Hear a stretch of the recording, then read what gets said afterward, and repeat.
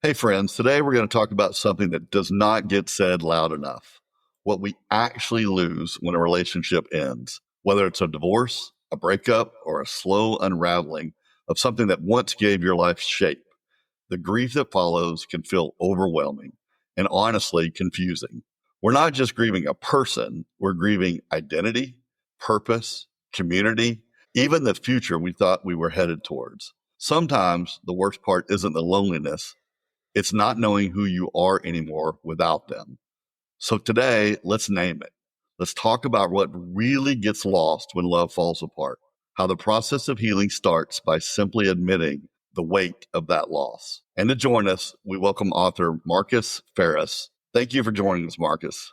Hey, Todd. Super stoked to be here today. All right. Well, let's get to know let our audience get to know you first. You're in the business of helping people rebuild and repurpose. So can you fill us in a little bit on the trials that made you become an expert in this field? Yeah, definitely. So I'll start with the end, which is that I currently work at for my full-time position, company called Mission 22, which is a veteran nonprofit that effectively teaches how to do post-traumatic growth. So when somebody has gone through combat or has gone through a military experience that's left them, a good term would be morally injured, meaning I thought I had a way of understanding how people interact and how I interact with people, sort of like a personal philosophy of the world, if you will. And then it gets shattered in a very short amount of time. So as we grow up, when we're little, we need to know, like step by step, we need to learn how to kind of update our worldview. Sort of the map and the territory there's always going to be a little bit of a delta. But under normal circumstances, learning that is a sort of stepwise process. It's not traumatic where it all sort of happens at once. But then it can come to pass where certain life events occur where the way that you thought things were are so radically different from how they currently are that it leaves us morally injured. Not my term, but it was one that I found has been kind of helpful. So it's like, we throw around the word trauma a lot, and sometimes that can be misunderstood. Like, is the trauma of getting a laceration on the leg that I have to go to the ER for the same thing as a trauma of hearing news about, a betrayal or something like that? And so that's kind of where I'm at now. But my background was, I was a engineer student at Auburn University, and I was an ROTC at that point, went off to the Army for a couple of years, and they sent me up to Alaska, which is where I had met my first wife. And that was a time where in my early 20s I was having kind of a rough go of, where am I headed in life in terms of finding a mate? And having been at Auburn for like 4.5 years, I really had no luck, it would seem. And, it wasn't like I was that awkward. And, I didn't think I had some things going for me, right? Like I was going to the Army. I was like a pretty okay athlete and this and that. And things just didn't seem to line up in that way. But then once I met this person there, like what I thought was like, oh, this is it. This is the thing. And, then you start building your expectations and your planning for the future all happens sort of with this person involved. And then, after I left Alaska, the things that had sort of supported that relationship in many ways that I took for granted went away. And eventually that in like 2019 or so is when that all sort of came crumbling down. And after finishing my active duty time, I was definitely in like this sort of limbo space, sort of wandering the wilderness. And there were a couple of key sort of aids in time of need that I had where I had several moments where it was like, if you've ever been to one of those candlelight services for Christmas Eve, where like they shut all the lights off and then it starts with just the one candle. And I had one of those moments that was extraordinarily salient in that journey where it was like, man, everything except this one thing seems to be falling apart. And it was kind of out of that one thing that I ended up where I am with Mission 22 now, with them coming up on, it'll be 6 years actually at the end of this year. So as kind of like on the side, if you will, I also work with local people in terms of like coaching and sort of counseling. I went to school for both, and I'm starting to see more and more, especially in the church, just the need for conversations where, a lot of people don't know how to even engage in this and get to a point where you can have a conversation with someone where afterward it's like, okay, that makes a little bit more sense. Yeah. It's one thing to like be with somebody and it's like, hey man, I don't know what you're going through, but I'm here. And that's a wonderful thing to have those types of people in your life. But then there, I had even somebody yesterday come to me and was like, "Hey, my life fell apart again. The wedding didn't happen. I need help." And like, okay, I'm here. I'm going to pat you on the head. I'm here for you. Okay, but what do I do? And so getting more and more specific on what others have done, hearing stories of like, how do people get through this other side? Everyone has sort of a unique, they have their idiosyncrasies of how it plays out, but there are also a lot of parallels and commonalities. And so, I think why conversations like this can be really helpful to see like, what did that person do and how can I apply it? No, I love it. Well, I tell people all the time, back before I knew, when I was the guy who patted people on the head, it was like, oh, divorce. Something bad happened. Y'all decided to split. One of you is moving out. You're going to sign a sheet of paper, and then you're both meet somebody else and live happily ever after. Good luck. I did not really realize how layered divorce is, because there's what got you divorced, or all the things that got you divorced. There's the divorce, and then there's post-divorce. And this, to me, is in that post-divorce part of like, you just don't have a death of a relationship. It is a death of a lot of different things, and you have to process that. And sort of what you just said, I steal the phrase all the time: thoughts disentangle themselves over the lips and through the fingertips. When you talk, when you write, these little emotions and thoughts that you have can land. And it's so good when you have people who've been through it. That's why I'm excited to talk to you, because you've thought about these things. And sometimes I have this discussion with people, they ponder it, but they're just pondering, they're just thinking about it, where I really appreciate how you really thought through the different, I hate using the word things, but get the different levels of what died. And so can you talk a little bit about that? Like when you sent me an email, and it had some really good points in there, but I'm going to just look down real quick. Like, shared memories die, shared goals died. I think like sexual expression dies. Like, can you talk a little bit about those layers of the things that you're grieving, but you don't really know how to put a hat, where to put the hat on it? Yeah, definitely. And I think, and especially within like the initial aftermath, or sort of that like shock period, if you will, there's a desperation for the brain to like, I need some type of predictability.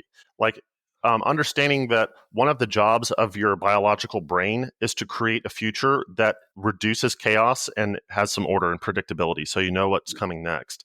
But then, so I just watched the movie Warfare last night, and there are some scenes in that movie where, as an audience member that's very invested, one of the things that they did was like, there was no soundtrack at all. And so you kind of have these little hints that they're about to be attacked, that they're getting surrounded on all sides, but you have no idea when or where. And you're just sort of like in this, fight, flight, or freeze, like, oh, what's going to happen? And then, out of nowhere, like a grenade just falls into your lap, and like everything changes. And so in that sort of like, my relationship's gone, what do I do? I think the first thing is to realize like, your brain is doing its job to try to create predictability for the future, but it can't right now. Not really. Not when it comes to that most important relationship, or at least what was the most important relationship. So at first, it seems to me that the best way to approach it is to just grieve. Like, hey, you need to let go of trying to figure this out and to try to make sense of it, and simply grieve, because that's actually probably the most appropriate emotion. And so, well, what specifically do we grieve? How to grieve is not really a thing that's easy to answer for everybody, right? You've heard of the models of grief, right? The denial, the bargaining, and all of that. They're all just models. They're like 4 different ones, and take them all with a grain of salt, because everyone grieves in a different way. But knowing what to grieve, we'll deal with the how later, but what to grieve can be beneficial. And so the first thing on, so this is taken from a course that I made, if anybody's interested in checking out the full thing, but this is on a chapter called What is Lost. And the first one is a virtue domain. And this one might be more applicable to guys than ladies, but take it for what it's worth. A virtue domain, basically, imagine you have the Christian guy who's kind of doing the best that he can in his work. Things at home are kind of tough, but at least he has like that job that brings in money. He is a provider. He might hate the job, but he'll go back to the salt mines because he's providing. Like it's where he can do his Christianity, if that makes sense. Mm-hmm. It's an arena where he can practice, like, I'm going to like be self-sacrificial. I'm going to be Christ-like. I'm going to bear this burden of this job that I really don't like, which if you look at the statistics of how many people would change jobs if they could, it's it's like something like 80%. Yeah. And so when you're no longer having to provide for another person or having to provide for this family, it's like, no, where do I exercise my Christian virtue that I'm trying to develop? And so that can go away. And so I think that's, in the rebuilding process, which kind of maybe comes later, that might be something to consider of like, okay, your family or that spousal relationship is no longer a domain that's available for you to do your Christian walk. Where else can you do that? Yeah. Maybe you do need to quit the job. Maybe you need to find a different friend group or find somebody else who needs help, because giving help is the most often the best way to receive it. Now, can I go there? Is this where purpose comes in? Meaning, I frequently talk about how when I was I did empty nesting and divorce at the same time, so I lost spouse and family. But it was nice to go to the grocery store, because going to the grocery store, I wasn't just shopping; I was buying my wife's favorite meal. I was buying my kids' favorite thing, and that gave me purpose. And now I just shop for food. Is that part you're talking about? Or is that something else? Yeah, it's a little of both. So let's talk about that. So there's a difference between purpose and meaning. Purpose is I matter to something. Meaning means something matters to me. And so it's a relationship that you have, really. So purpose and meaning are two ways of describing the directionality of a relationship that you have to something for you, something that's relevant to you, of all of the things that could be relevant to you in the world. And so when it's like, well, what matters to me anymore after this? If all of your mattering occurred within that relationship, well, shoot, like what's left? How do I matter anymore? Am I simply material? It's a funny little play on words here. Like, am I just material in this world that's just bumping around and, turning oxygen into carbon dioxide? Or do I matter to something? And so we can know that we matter to things and that we have purpose where we matter to them. When we have an arena, like I love this idea of agent arena relationship, where it's kind of like, if you feel like you would use the word absurd to describe where you are in life, that's when it's sort of like, imagine a tennis player in a football field. Like, what am I doing here? Like, the rule set that I thought that I lived my life by doesn't apply. And this feels absurd. And so being in that sort of limbo state of, oh, I thought we were playing football, and then all of a sudden I find myself with a racket in my hand. Oh no, the football doesn't mean anything to me. I don't have a team that I'm purposeful for. Like, so in that way of looking at it, I think it can be helpful to know that, like, if we look at it as like a virtue domain, we can find a different domain in which to exercise that, if that makes sense. Yeah, it does. Okay. All right. That helps. All right. I derailed a little bit. So the first thing was virtue domain, and then I think I mentioned shared memory. Do you want to go into that? Yeah. Next one is like an external memory bank. And so this is one that when I came across it, it was like, oh yeah, of course it would work that way. So when two people share like a life very closely with one another, there's like, if you were to ask a guy and a girl, like, how did the date go? Like, the girls can be like, oh, like there are all these like details that she'll bring up, and like, oh, he smiled at me at the door and he was wearing his, purple hoodie and blah, blah, blah, like all these little things. And then the guy will be like, yeah, it went pretty well. It was good. Or like, so detail versus like bird's eye view. And so I think God designed men and women's brains to key in on different things purposefully, where generally speaking, men are like big picture, where's this going? Let's like the strategic level. Women tend to be more focused on the tactical level. And that can make for a great, partnership. But then when that's gone, then you're the sort of system of those two brains working together now is just a single brain. And you might take for granted, like, oh, I was relying on her, like, honey, when are we going to see the Smiths again? Right? Like, it's, and then that's gone. And that's one of the things where it's like, oh, man, like you can't say anymore, hey, remember when? So you lose a person to say that to. For those particular memories, and that's something that can be rough to let go of. No, that's 100% right. I still, even with my ex, every once in a while something will happen and we'll reach out to one another, and we have a cordial relationship. But we have memories that are only ours, and something else happens. She's like, "Hey, did you know so and so died?" or something like. No, I didn't. And she wouldn't have told me. But they're our friends. They're not my friend. They're not her friend. They're our friends. Or that's our memory. And it has no one else to share, no one else in the world she could share that with. And so every once in a while we just reach out, because there's just some things that if you don't have that connection to that person anymore, those things are gone and you have no one to tell. It's really funny you say that, because I was literally today thinking about this. Men are very logical, and we plan for the future, and women are way more empathetic, and it makes a great relationship. And when you pull out one, I think men can be men easier without women, and I think women have a hard time being women and men, because they have to. This is a whole nother concept I've really been chewing on, but women have to take on a masculine role and keep their femininity. Men can just ignore the femininity, but we sure miss it, because I think God wired us for both. Uh-huh. That's why we make great partners together. The other thing I want to say too about this, I'm fascinated by this, about shared memory. Our first date, we both have memory of the restaurant, but my memory is seeing her, and what's behind her. Her memory is seeing me, and what's behind me. We have totally two separate Uh-huh. memories of the same thing. And that it's just an interesting concept, right? Sort of fits that. Yeah. Yeah. And the ability to sort of like outsource certain types of remembering goes away too. Oh, that's right. That's right.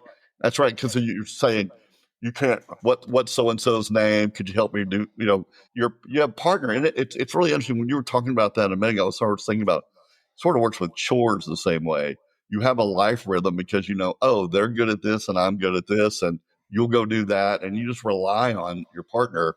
And when that shared memory, those shared skills go away, you've lost all of that, and you have to reset, which is part of the numbing and the grieving, I suppose, that you're talking about. Uh-huh. Okay, let's hit some more, because we can go in the weeds of every one of these, which we very well may. Um, so that's past. What about future vision, future goals? Yeah. We talked about how the brain is often a prediction machine, and how men especially are very concerned. Well, put a lot of their attention on like, hey, where's this going? What's the sort of bigger picture? And you start to build up, let's see, how would we call it? So there's an idea here so the word is entropy. So entropy kind of describes like when there's more entropy in the system, there's more like uncertainty. So for example, in the stock market, if you have a high entropy environment, it's much more volatile. People are more squirrely about how they invest. If there's less entropy, it means like I have a better idea of what's ahead, right? And so when it comes to future planning, we're kind of machines that want to reduce entropy in the future. Okay. In the current cognitive science world, this is a area of intense study right now.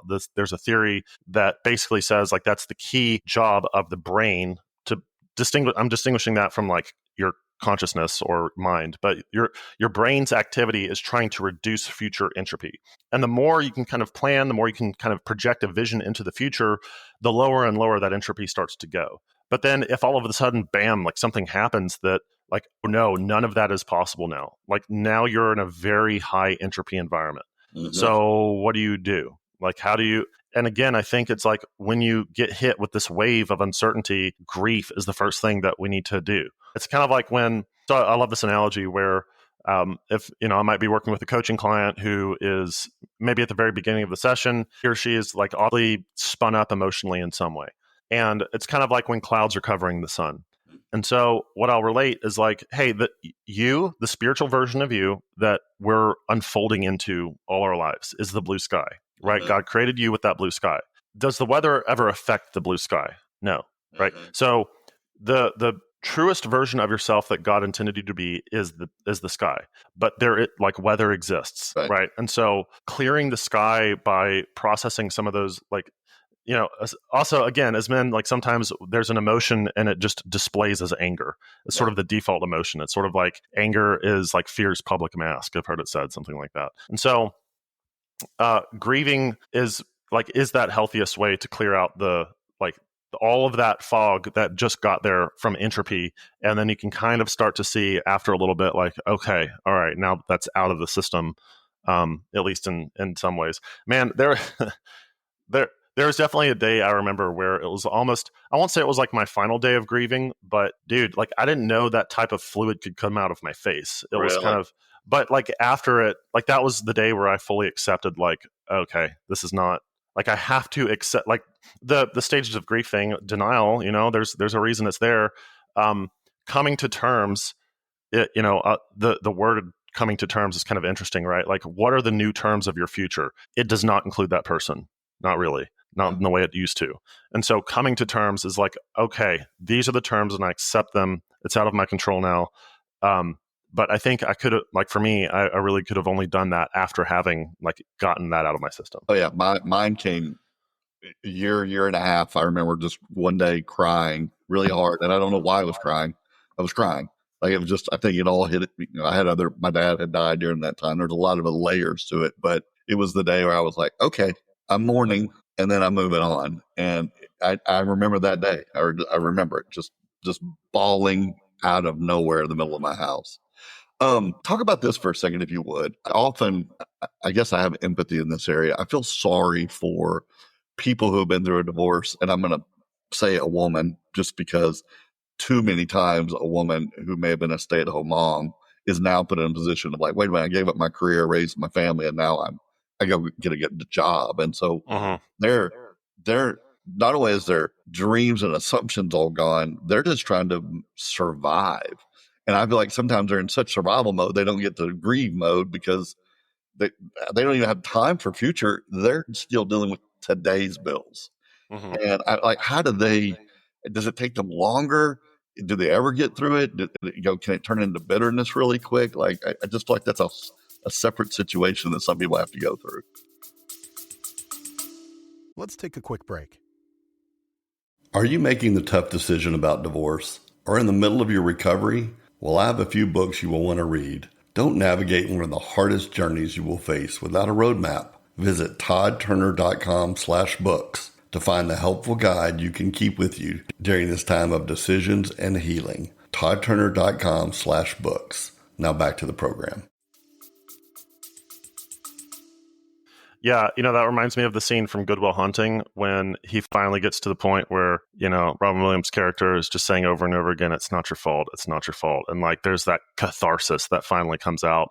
And, some areas of, like there are different schools of thought within psychology where they're trying to define the problem and define the solution. And all of them are sort of right and all of them are sort of wrong. But one of them has to do with like achieving catharsis, so to speak. And so catharsis is just that what we've been talking about, that deep expression of some kind of emotion that's been kind of stuffed down.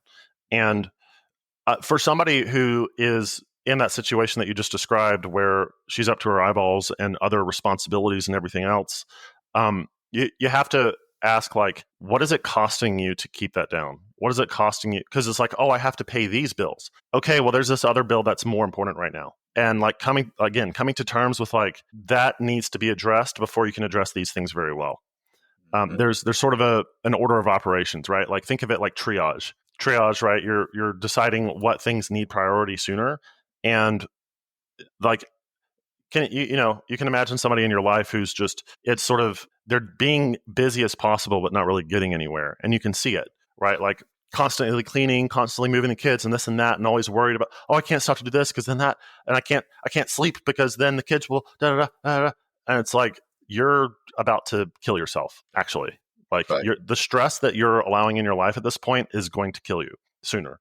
And that's another bill that has to be paid. I've thought a lot about this idea of how like everything in the world has a cost, and not understanding what things cost and what the price of things are is an immature state to be in. So a basic example, like I'll put my health coaching hat on here for a moment. Like everything you eat has a cost to it. There, you can pay by doing the work yourself and making it at home and cleaning up afterward and having a healthy meal, or you can pay by having brain fog and inflammation and, in the guise of it being a meal deal because it's low dollar cost. Like, no, everything has a cost and you need to understand what that is. I love that. I'm gonna have to take that and ponder that, because I don't like using the word always and never and everything, but I think the word everything fits right there. Everything has a cost. I think it really does. All your actions, all your relationships, your food, your time. Like I can't imagine anything that doesn't have a cost to it. I'm going to ponder that a little bit. Okay, so let's keep going. We shared memory, future vision, virtue domain. I wrote down here freedom and security. You want to talk about that? I may be putting different words around your different levels, or you can go into any order you want. But let's hit all of them. What's another one?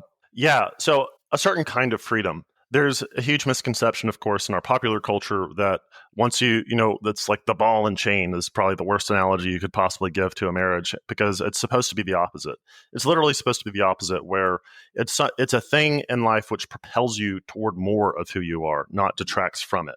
When the relationship is working properly, that's a mutual building up of one another, right? A mutual edification. Think of like edifice on a building to build up. And we think like, oh, well, what's that song? Like, should I get married or stay single and stay free? Some country song. Like, I mean, I get it, right? Like you have, again, going back to cost, there's always a trade-off to things. But the idea of freedom here is like, for example, for me, so imagine a pie chart, and a pie chart that describes all of the things that go through my head in a certain day that I'm concerned about. And, for being in the single stage, how much of that bandwidth was given to like, oh, what do I need to do to sort of self-improve, to find somebody to like satisfy this desire that God did give me. But then like once you have that human in your life, there's a certain bandwidth that is now freed up for you now to go and think of other things. I also like this idea of activation energy to do stuff. So what do I mean by that? So a very simple example, if you live alone versus living with a roommate, your sort of activation energy to go and clean up after yourself in the kitchen is lower, because then it's like, oh, there's another set of eyeballs on this. I can't afford to just simply procrastinate. There's sort of an extra enzymatic thing here to sort of propel me to do this other thing. And so in a marriage, that can work to both people's advantage. And so if you have a particular project that you've been working on and, you're having a hard time sort of like, with homework, it's always getting started. That's the hardest part. But with another human being bearing witness to what you're up to, the activation energy required for you to go out and do it. Like if you're working out with a group versus working out alone, for a lot of people, knowing that group's waiting on you at a certain time and place reduces the amount of sort of cognitive load of activation energy it requires to do it. Yep. And so you can imagine how that actually contributes to your freedom. Because the thing that you actually want to do that's on the other side of making the harder decision becomes easier to do. And so not having that, helpful witness in your life is a thing that can be really tough to have to do. The way I word this is the best thing about being single is I can do whatever I want when I want. The worst thing about being single is I can do whatever I want when I want. Yeah, it's exactly what you're talking about. It feels like freedom. It feels like freedom to do whatever you want. I'm like, no, it's horrible, because then I can go do whatever I want. I'd love somebody to say, hey, let's go do this, or remember our goal together. That's our priority, and we're going to put that filter on before we make any decisions. And especially for a man, like I'll give an example. One of my friends, she's female, and her personality mixed with a little bit of statistics. She would just say it's not as safe for a woman to travel as a man, and so she doesn't travel as much as me. And where I can go to a gas station, I get out and pump gas. I don't think about who's out here, who's out there, and they wait for them to leave before I pump. Like most women have to, or at least feel like they have to consider. But yeah, as a man, if we have a good job and we're single, we're our own worst enemy sometimes. And I've been in a couple of relationships since my marriage, and I'm most happy when I have those restraints on. I don't know, there's another way. We're guys here talking, but I'm being honest. Like, it's having a person in my life grounds me in a way that I'm not grounded when I'm left to my own devices. Right. Yeah. We take for granted our need for curation. So we are much more satisfied when we're given 3 options and then we make one of those options than given 300 options. Right. And then a great way of, I've heard, I think it was from Jordan Peterson who said this. He was like, oh, you think freedom is like complete unboundedness and no boundaries at all? You think that's freedom? Okay, cool. Let's play a game. Your turn. Right. Like you do anything. You can do anything. There are no rules. That's right. Yeah. It's 100% right. No, that's a great analogy. Okay. So I wrote down freedom and security. So I guess they both sort of go together, right? The safety of a relationship is broken. That's another way to put it, right? And so you're living out on you now realize you're living on the high wire all alone. And that is not an easy pill to swallow, especially for different personality types. There are certain personality types that may crave that, and there's others who it crushes, I would imagine. I have one where I thought I was going to enjoy it more than I was. I thought I was. Now that I'm further down the road, I realize, yeah, this is not good for me. Not good for me to be now. When I read Genesis, I'm like, yeah, it's not good for Adam to be alone. I'm like, yeah, I agree. Yeah, and that kind of tees up another one of these areas. I don't know if this word exactly is in the dictionary, but I think it works. So the word is neededness. Neededness. You need to be needed. Yeah. So where are you needed in your life? I've worked with a client in the past who was clinically depressed, and if you've ever been with somebody who's clinically depressed in life, their sense of being needed is zero. Like, where's my worth? Where's my value? It's a shame that we use the word retirement to describe like being done with your work. Like, what's retire mean? Retire is like those airplanes out in the desert that are never flown anymore. Right. That's not like, why is that our objective? Oh, I can't wait for retirement. I'm gonna be put out of service, bro. That's death. Like we need to be needed by other people. Not like there's a fine line here between being needed and being in a codependent relationship, which we can talk about more if we want to. Yep. But notwithstanding, like the world needs what you have, and you have wherever you are. There's like everybody has the proverbial ikigai, right? It's that Japanese word that describes the intersection of what's needed in the world, what you're good at, what you can get paid for, that kind of thing. What you're passionate about. Basically, it's like the intersection of those four things. Everybody has that at some level. And some people can get their need for neededness in a single relationship, and you can understand how that's kind of fragile. And you might say like, well, my marriage is rock solid. Like, it's this is a domain where I can fully exercise my neededness, and maybe it's not as rock solid as you thought. So where are you relevant anymore after that? Where are you cultivating togetherness after that? And so I think that's why it's so important that when you're starting to kind of rebuild to maybe have another relationship in the future, you have to get really good at being single and having your own life where all of these other things that you were grieving are now being met. And it's like, imagine all of the things that we're talking about. Another one we didn't mention was like half of your social network is gone. Imagine like if all of these things now, you being single, are able to cultivate in your own life, and you have all of that going for you, and would only serve to be amplified by a next relationship, not depended on in the next relationship. Man, you're much better set up. And I would imagine, if you're like me at all, that you didn't necessarily have many of those things ahead of that first relationship. Well, that's exactly right. Okay, yeah, you're 100%. I'm going to add something to here, and it's repeating what I said 20 minutes ago, and that is there is this phenomenon of empty nesting that is eerily the same as divorce, and that is your common thing is your kids. So it's like, oh, that's our hobby. There's where I get my need from. So even if the husband and wife relationship isn't good, the father kid, the mother kid is good, and it sometimes masks as a healthy relationship until it's gone. And then you look up and you're like, who's this person? Who am I? We don't even have anything in common but those kids, which is why the divorce rate goes high when kids start graduating. But when they both happen at once, when you lose kids and your divorce, your spouse at the same time, it's a double kick of who are you? Where if that person doesn't need me and they don't need me, then I don't even know if I like what I see in the mirror anymore. And it's a big This is why it cracks me up when I hear people get divorced and they start dating really, really fast. Because in their mind, I want a spouse, I had one, that one didn't work, so let me just go get one that works. And it's like, oh, what a horrible way to think. Like, what's the common denominator there, buddy? The I. Yeah. No, it's very interesting. Like, I love that you're identifying the things, the litmus test, if you will, to see if you're healthy. Because it's not just I got to get over the divorce, and I got to get over that person. Everything you're mentioning are little things that you ought to just take a pen to paper on and say, let me look at this. How am I doing here? How am I scoring here? What are the steps? I'm assuming this is what you do in your course, right? You help people through these, identify them and help them through each one. Is that correct? Yeah, the course follows kind of a hero's journey, if you will, where you kind of start out with like, you ever see those movies where it's like, yep, that's me. I bet you're wondering how I got myself into this situation. And like, it's no wonder that's a trope in movies, because how many times do we have that moment in life where it's like, what series of decisions did I make in life to lead myself here? Right. Had more than one of those in the military. You're just right. like, some of the training that we did in Fort Benning, where we would be out doing land nav or something, and then it would just be pouring rain, and you're hungry and you're tired and you're away from civilization while your friends are watching the football game back on the campus.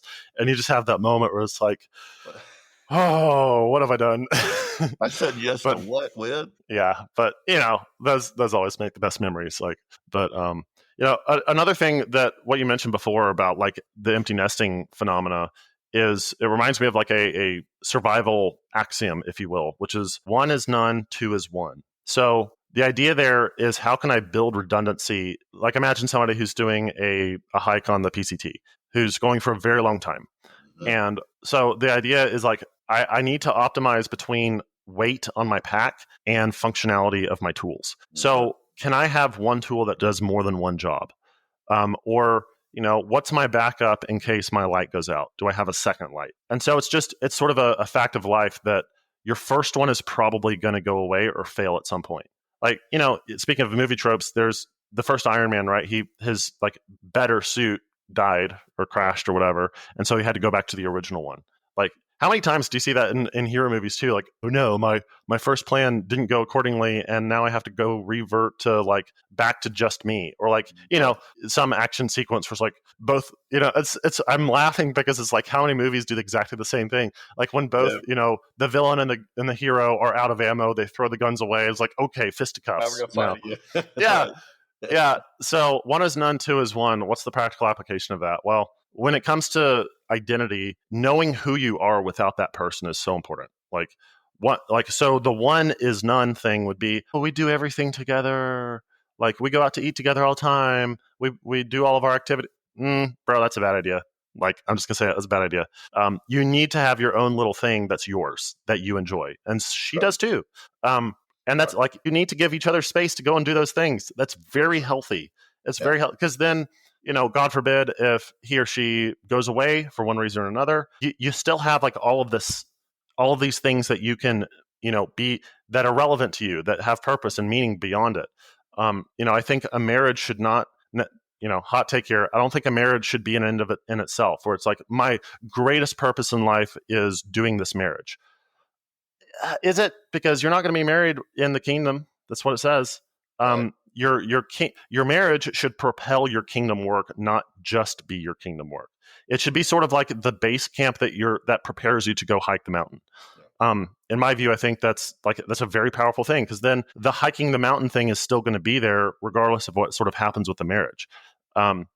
And I think we can easily flip those things around. And I mean, I had to learn that lesson. 100%. I was, as you're talking here, I was thinking about a story that happened with me and my kids. Is once, I don't think they were all full adults. I think one or two of them were over the age of 18, but I pulled all my kids together and I apologized to them. And I was trying to teach them a life lesson that I had just learned. And it was, I thought I was being a super dad by being at all your practices and all your games, and my friends that would go play golf or whatever. And internally, I'd be like, guys, you're out playing golf, like your kid, like, what are you doing? And then there's some men that would go jogging during practice. And I was like, dude, like, or during a game or something, and I remember looking down on him. And as I got older, I realized, no, like it's the airplane mask deal. It's like, if I'm not healthy, you're not, if I'm not healthy, you're not going to be healthy. And so I was pouring everything into being a good dad, a good husband. And I realized I was neglecting myself, which would have made me a better dad and a better husband. And I had to apologize for it, because I'd like, don't look at me as a role model. I was not doing a good job, even though I pretended. I thought I authentically thought I was doing the best for my kids by being everywhere all the time. And I realized what I thought was selfish was actually not selfish. It was actually where I should have been pouring way more energy. Right. And then it becomes performative, and it can almost be a form of pride. Look how much I'm sacrificing for the children. 100%. I was just having a conversation yesterday with some friends about how one of the personality domains that special forces, special operations forces, to include like Green Berets, Navy SEALs, the personality traits that they look for or screen for, or sort of childhood background, they found that kids who had like a more tumultuous childhood tended to be better operators. And so I half jokingly said, like, well, what's the implication there for parents? I'm going to toughen you up, boy. If not, maybe not quite Boy Named Sue situation, but maybe not totally far from it. Yeah. Like, hey kid, go get your own whatever. Like, don't do for them what they can do for themselves most of the time. Yeah, no, luckily for me, I already had that. It was, my dad used to wake us up at 6 in the morning on Saturdays. We're like, why? And he goes, because we're not sleeping in. Like, well, what are we doing? I don't know, but we're not sleeping in. Whatever you want, but not sleep. Yeah, you're not going to sleep. Like, get up, do something, find something to do and do it. But you don't get to lay in bed anymore. That was the way I grew up.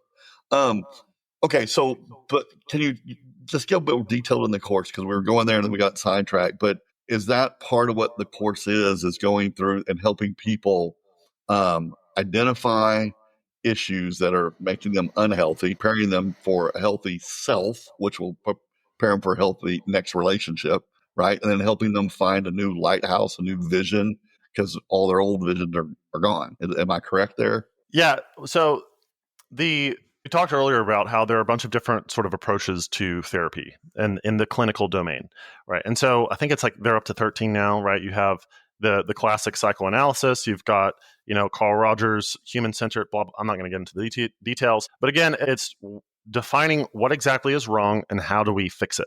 How do we help as someone who's just another human and not God? One of the, something that's been foundational to me is helping people connect to stories. So it's a very strange thing if you stop to think about, why do humans get attracted to stories and why do we get so upset when a story is ruined, right? Star Wars Episode 1, it was so it made so many people mad because it strayed from the story that they were expecting. And so what's the deal with that? Well, it's because, I'm going to paraphrase Carl Jung here, where he's like, everyone occupies a myth, and it can be better to know, or it might be good to know what myth you're a part of because perhaps you're on the road to a tragedy and you'd prefer it not to be. So by understanding it, sort of like when you go to a theme park and you see the "you are here" mark, then it's like, oh, okay, now that I know where I am, I know what to do next. So the hero's journey is a pattern that there are several story patterns that are different movies do different ones, but this is sort of like the monomyth in the words of Joseph Campbell. And so briefly, it's like you have the ordinary world, meaning you can apply this, by the way, over the course of a single day, a season. It's like fractal, right? So it works on a lot of levels. So the ordinary world in this case would be like, okay, I'm in this relationship. It's known territory. I'm in the Shire, right? I haven't, it's all sort of safe. Then there's the call to adventure that you initially refuse, which we've actually already been talking about this, right? So this conversation is its own pattern. The call to adventure would be, you're out of that marriage now. And then the refusal is like, no, I'm going to cling to this. Bro, I was separated 18 months before and then she finally took the action. It was like a mercy killing on her part. That was actually a favor that she did for me. Because I had such I was refusing the call, man. I was like, surely, I'm going to hold on to this at all. And there's no sign that this is not a Hosea story for me, right? Where he was called by God to stay with the prostitute. Now maybe some people are called that way, but anyway, for me, it was like, I'm refusing to. And so finally, at last, I accepted the new journey into unknown territory, which is me divorced, right? And among my family, it's very rare. And it's just of all of my cousins, of all of my near, no one had been divorced. And so that was the unknown territory that I had to go explore. Then there's the descent into the abyss. And that's when you're deeply grieving, when things all seem upside down, where if you've seen Stranger Things, there's the upside down, right? It's a world that's similar but completely opposite. And so what do you encounter there? Well, you encounter monsters. What's a monster? So this is one of the chapters in the course is describing what's the deal with monsters? Are dragons real? Or a monster is a creature that has a confused identity. Frankenstein's monster is a great example. So it's pieced together by all of these different things that don't quite form a coherent whole. Or a monster can be like a giant, where it's too much of one thing and not enough of another. There's a great podcast by Jonathan Pageau called The Symbolic World, and a book called The Language of Creation, I think, by his brother Matthew Pageau. This is kind of where I'm getting a lot of this, but it's explaining the symbolism in these stories and how they relate to your life. So a monster, how do you fight a monster? Well, there are a couple of different ways, but you can get into it in the chapter if you're interested. But the idea of the monster is it's part of the deal. It's the unknown thing that you don't know how quite to describe. Monsters don't really have an identity. And so that's sort of, you're confronting a reality where the old identity has to go away. So it's confused for a little bit. One of the biggest social ills right now is confused identity, right? I don't know how I relate to things. Going back to purpose and meaning, I don't know what matters to me and how do I matter to other people if I don't know who I am. So encountering that and dealing with it is the encounter with that monster. And you talked a bit about how the ability to speak forth what is happening in your life is a way to start to order things. And that's exactly right. You remember in the book of Revelation, what comes out of Jesus' mouth is a sword. Yeah. What's a sword good for? Fighting dragons, I'd reckon, right? So speech and putting things in order with your speech, whatever that looks like, is the weapon to fight these monsters. And so we get into detail of what that looks like. Now, this is interesting because there's so many loops here in our conversation, because it's sort of like I was feeling empathy for the woman who has to go pay bills and she has to go work. I don't have a lot of empathy for the person who goes out and starts dating before they put in this work, because it's like you're not fighting the monster. You're over here. You're doing something different while there's a monster in the room, and you're not even identifying it. You don't know how to attack it. You're saying I'm numbing, which is another phenomenon of men numb, a little different than women numb. But there's a lot of numbing, and it can be drugs, it could be sex, it could be pornography, it could be drinking, it could be dating, it could be name your list. But there's probably some evidence of which ones people, different personality types, go for. All the while, the monster's over here getting bigger and bigger and bigger and bigger. And then you take that monster into the next relationship with you if you don't slay him before you get there. Yeah. Pain is meant to be felt for the most part. Yeah. We can think of exceptions and surgeries, but for the most part, pain is meant to be felt. Right. And you have to consider too, if somebody were to demonstrate interest in you romantically, and then you found out like, oh, I was married last week, but we just got a divorce. Like, That's why we have the 1 year rule, right? It's like, if somebody's dating you very fast and there's not I've heard of a couple of very oddball exceptions, there's something wrong. There's just something wrong. Like, why would you even attempt to do that? And you don't have your lens on, right? If you feel like I'm fine, the line I always laugh at internally is, well, our relationship's been over for years. We just signed the paperwork recently. I'm like, that's not true. Just not true. I mean, ish. I mean, I guess once again, there are a few exceptions, but when it's signed and you've moved on, all these things, all the things you just mentioned are still happening. They're still in the room, and they didn't get fixed while y'all were sleeping on opposite sides of the house. Yeah, totally. Yeah, and it's when you go from one to another like that, it's a clear sign of codependence, right? Which is it's sort of a pernicious thing that can slip in very easily.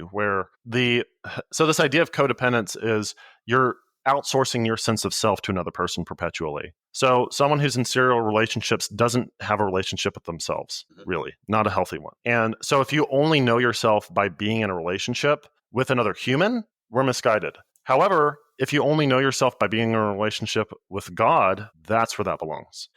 So the drive itself for codependence, if you would, is not bad. It's only bad if it's been found in another human, right? I do want to be codependent on God. That's not a disorder anymore. That's like proper order. That is order, right? I find my order in life when I'm codependent on God for everything. When I realize there's not a thing in the world that I could do if it wasn't a result of my Creator planning it that way. I have a dear friend right now who just recently went through something, and they're really, it's them and God right now. And we just said, it's just so obvious when you say it, because God's screaming at us. You got to get this right. What vertical before the horizontal. Like, how do you love other people till you love God? Like, you've got to have that down right, and then it'll permeate this way. But if you start this way and then they're like, let me get this down and then everything will be all right here, it's like, nope, doesn't work that way. It's backwards. And so what a great time when you're finally crushed. I'll use the word trauma after the divorce. So what a great time to just nasal gape a little bit, look up, get this right, ask God I actually just pray. This is why part of the reason I have this podcast is like, not everybody has a good wise friend. Not everybody does. And sometimes you have to go extracurricular places to find some wisdom. And, you'd like to think you can always go to your pastor, but here's just the truth. Christians that are listening, they know that most of their pastors never been through a divorce. It's the head tap.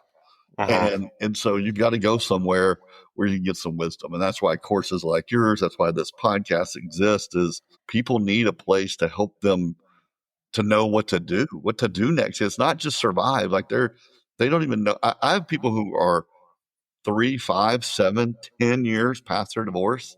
They're still broken. And I don't like using that word, but they're still broken. And I don't think they want to be broken.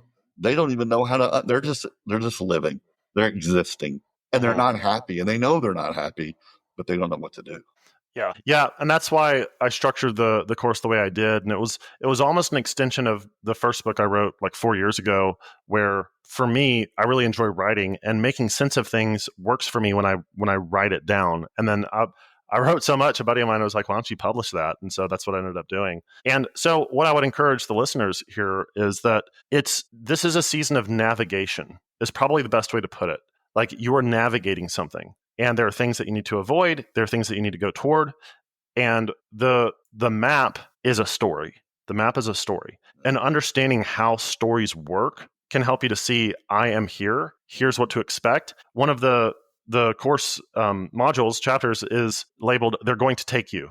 And that this is from the movie scene from Taken, right? It was, when I first saw that scene, I was really confused, because at first I was like, is the dad in on it? Like, is that like, no, that's not what it meant. It was like, I need to tell my daughter what's about to happen so she can have a little bit of expectation. As bad as it is, like, you can't think of anything worse of a young woman getting kidnapped into, human trafficking, but you need to know they're about to take you. Yeah, I love that. It's in my very first episode. I say I want people to know the landmines that are to avoid stepping on. And how do I know where they are? I've stepped on them. That's how I know. And so I want to share them with you. So the guy behind me says, you need to deal with this. You need to deal with this. You need to deal with this. Trust me, don't date. You're going to want to date. Here's all the reasons you want to date. Let's identify it. And then let me just scream to you, don't. Now then, half of you are going to ignore me. So let's talk about that. Now, if you're going to do it, just do it this way, So yeah, it's really interesting. You and I both, we talked about this the other day. We both have divorce courses. This podcast, if you made one, would not be exactly like this. There's just so many different personality types. There's so many people at different places on their journey, and the Lord's smart, and he always puts the right people in the right people's path. So I hope, whoever's listening to you today, and you're my first male guest. I always have female guests, or I talk alone. So it's been nice to have a sort of guy talk here. I hope more guys listen, because, we get statistics on YouTube, but the YouTube is high men, like way high, more than the podcast, which is very interesting. Don't know why, but I hope there's a man here today who, like, they hear this, because we're sort of some of the first ones to say we got it ourselves. That John Wayne, pull up your bootstraps, the lone wolf mentality that we've created here in America, and that's not right. It's not biblical in any way, and men need help. And I love helping. I just wrote a book for men. But the women buy the women's workbook. The men most pretty much don't. I don't know what that is, but I'm screaming, if you're listening, go check out Marcus's course. Like, go put in the work, because you're doing your future self. If you have kids, you're doing your kids a giant service, and you're doing any spouse that you may enter a new covenant with, you're doing them a giant favor by putting in the work right now. You want to add anything to that, Marcus, before we close out? Yeah, absolutely. So the final part of the hero's journey, this is how it works. We're doing it in real time here. We're coming to a close. Is that you come back to the ordinary world, but completely different. I think it was T.S. Eliot who says, at the end of our wanderings will be to come back to where we first started and know it for the first time. Like, it gives me goosebumps even to say that, because you get back to where so the trope is you have the magical elixir that you can now share with the rest of your society. And that's symbolic for your story, right? It's what we're literally doing right now, is like, we're sharing the elixirs that we each got through having progressed through that. And back to the ordinary world is back to that place where it's like, okay, I have a new vision. I know where I'm going. I have a certain level of maturity now that I know where my dependence is coming from. I have perspective now where things are never as easy as I thought, but now that's okay.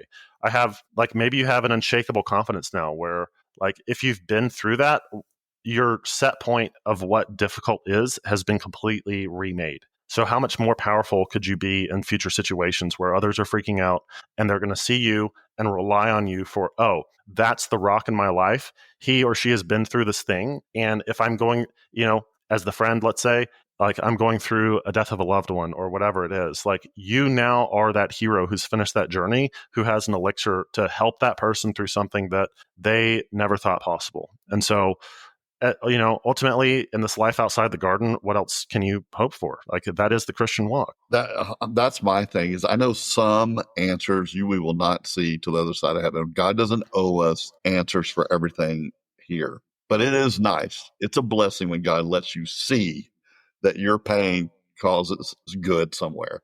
And so I hope for that too. I hope that if there's any good that comes out of my failed marriage and the ripple effect of sin throughout it all is that I can journey with somebody else and either prevent it or walk them through it. And that gives me a little bit of joy.